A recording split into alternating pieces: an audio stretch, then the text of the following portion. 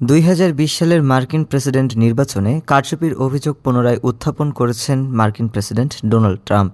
তিনি দাবি করেছেন নির্বাচনটিতে কারচুপি করা হয়েছিল। রোববার নিজের সামাজিক যোগাযোগ মাধ্যম ট্রুথ সোশ্যালে এক পোস্টে ট্রাম্প বলেন, ডেমোক্র্যাটদের কারচুপি এখন তাস খেলা NBA খেলোয়াড়দের চেয়েও খারাপ। 2020 সালের নির্বাচন ছিল মার্কিন ইতিহাসের সবচেয়ে বড় কেলেঙ্কারি। ট্রাম্পের ভাষায় সাবেক প্রেসিডেন্ট জো বাইডেন দুর্নীতিগ্রস্ত ও অযোগ্য, যার নেতৃত্বে দেশটির অবস্থা দুর্বিষহ হয়ে উঠেছে।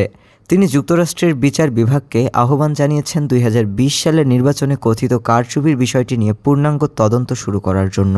উল্লেখ্য, 2020 সালের নির্বাচনে ডেমোক্র্যাট প্রার্থী জো বাইডেন জয়ী হয়ে প্রেসিডেন্ট হন। ট্রাম্প তখন থেকেই ফলাফল নিয়ে আপত্তি জানিয়ে আসছেন, যদিও যুক্তরাষ্ট্রের বিভিন্ন আদালত ও রাজ্য কর্তৃপক্ষ সেই অভিযোগের প্রমাণ পায়নি। তবুও 2024 সালের নির্বাচনের আগে ট্রাম্পের এই দাবি নতুন করে রাজনৈতিক উত্তেজনা সৃষ্টি করেছে। ডেস্ক রিপোর্ট, আজ বার্তা।